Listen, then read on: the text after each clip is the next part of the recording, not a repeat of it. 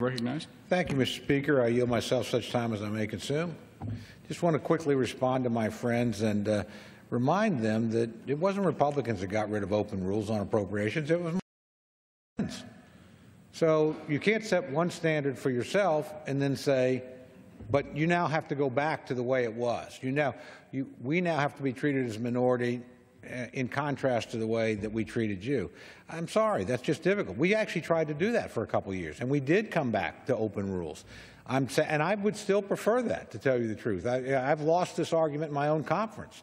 But if my friends will recall, last year on, I believe it was an energy and water bill, they slipped an amendment in, perfectly legitimate for them to do so. It was an open rule.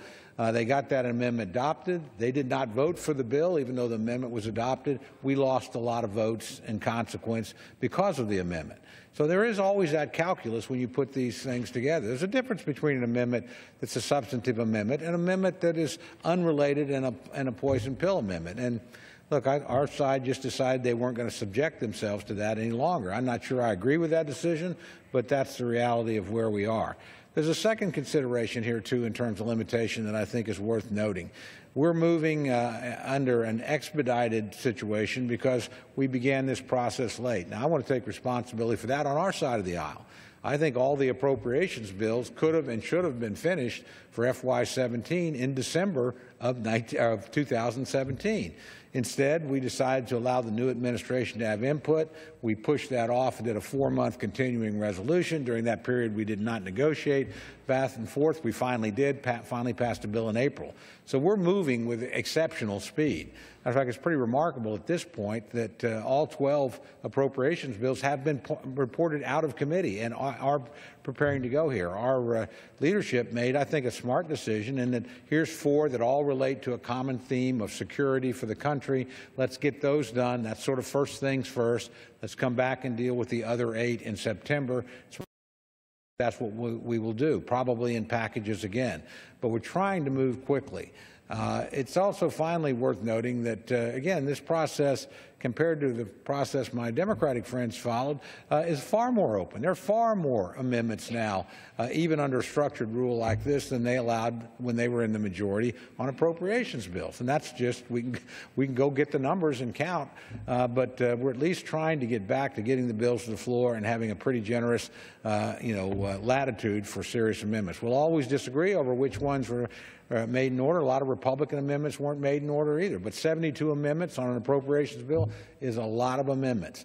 Hopefully this process can get better as we go forward. I want to work with my friends in that regard, but I'm still very proud of the product that we're presenting, very proud of the number of amendments that are being allowed. With that, Mr. Speaker, I reserve the balance of my time. Gentleman reserves. Mr. Speaker, from Massachusetts. I'd like to ask unanimous consent to insert in the record a letter signed by a number of civil rights, community groups, education groups, environmental groups, and women's groups in opposition to this minibus. Without objection. I'd like to ask unanimous consent to insert on the record a letter signed by 18 environmental groups opposed to 3219. Without objection. Unanimous consent to insert on the record a letter from the Coalition on Human Needs against this minibus. I'd like to ask unanimous consent to insert on the record a letter to my colleagues from AFSCME opposed to this bill. Without objection. Finally, a letter sent to my colleagues in opposition to this bill from the Union of Professionals. And Mr. Speaker, let me just say, I said to my good friend from Oklahoma, the Republicans presided over the most closed Congress in history in the last session, in history. And this year, you're on your way to beating that record. And the gentleman talks about exceptional speed in which we're moving these appropriations bills to the floor. I'm much impressed with exceptional speed when it comes to the spending of billions and billions and billions of taxpayer dollars. I want to make sure we get it right. That's why we're asking for an open process. And the gentleman talked about poison pills. Let me go back to the Barbara Lee AUMF amendment. I hardly consider that a poison pill when it was unanimously approved in the Appropriations Committee, and the gentleman even voted for it. So with that, Mr. Speaker, I yield 1 minute to the gentleman from California, Mr. Sherman. Gentleman from California is recognized.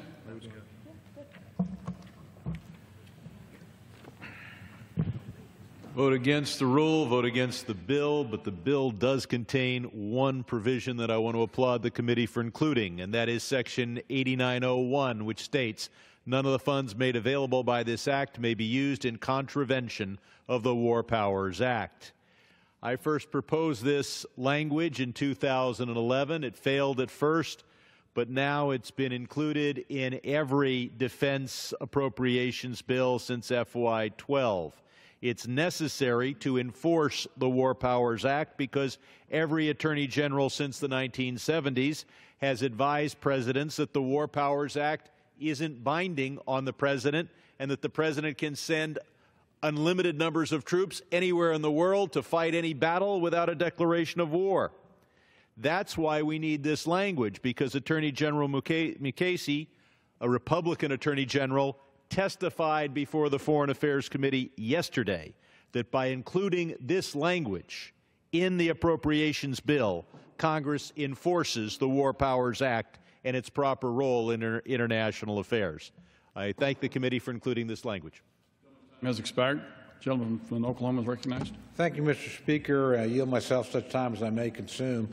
I certainly would never expect my friend to vote for the rule. I mean, I don't think I've ever voted for a Democratic rule. Very few Democrats that have ever voted for our rules. I don't think I know any. So that's kind of a normal part of the chamber. And I want to commend the gentleman for getting that language into the bill. Again, I respect the gentleman's right to not vote for the bill. It's a big bill. There's lots of different things in it. But I think he makes an important point indirectly that there are lots of overlapping things where we do agree inside this bill. My friends are certainly free to vote no, and I suspect many will. But there are many occasions in a bill like this, particularly related to defense and particularly related to veterans, where the component parts actually have enormous bipartisan support. That's certainly true in the Veterans Administration. It's certainly true with the gentleman's provision that he's gotten in now successive bills, even under Republican Congresses. And I want to commend him for his work in that regard. I agree very much with his intention. My friend from Massachusetts and I may have some differences on this and that process, but that's another person that I agree with in terms of War Powers Act and in terms of trying to get a new AUMF and reclaim congressional power. I actually think, strangely enough, even though we disagree on this, this bill starts us maybe down that road again by requiring the administration to submit a report to justify legally where we're at and why, to tell us the strategy, to lay out the cost. I commend my friend, the chairman of the Foreign Relations Committee, Mr. Royce, for holding a hearing on that. I see us moving back in that way toward regular order and hopefully toward common ground. So again, I understand, appreciate my friend's objections, even when I don't agree with them.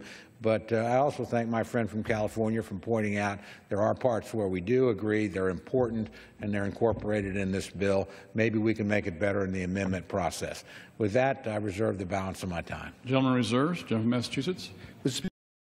I inquire from the gentleman from Oklahoma how many more speakers he has. I'm prepared to close whenever my friend is. Well, then I will close for our side. Mr. Speaker, I want to ask unanimous consent first to insert in the record a letter from Amnesty International rejecting the border wall funding. I want to ask unanimous consent to insert into the record a letter opposing the funding for the wall from the League of United Latin American Citizens. Without objection. I'd like to ask unanimous consent to insert into the record a fact sheet by the Washington Office on Latin America entitled Key Points about the $1.6 billion border wall. Without objection. And I'd like to ask finally unanimous consent to insert in the record an NBC News article on how the border wall is being planned to decimate the National Butterfly Center and the wildlife corridor of the lower Rio Grande Valley. Without objection. And I yield myself the remaining time. Mr. Speaker, recognized. Process matters. And I have come to the conclusion, after having served here for some time now, that a lousy process leads to a lousy product and lousy legislation. And I know many of my colleagues were moved, like I was yesterday, when Senator John McCain appeared on the Senate floor and not only engaged in Senate business, but actually gave a very eloquent, passionate speech. And one of the things, I want to quote Senator McCain from yesterday. He said, "Let's return to regular order. We've been spinning our wheels on too many important issues because we keep trying to find a way to win with help from across the aisle. That's an approach that's been employed by both sides, mandating legislation from the top down, without any support from the other side, with all the parliamentary maneuvers that requires. We're getting nothing done. end quote.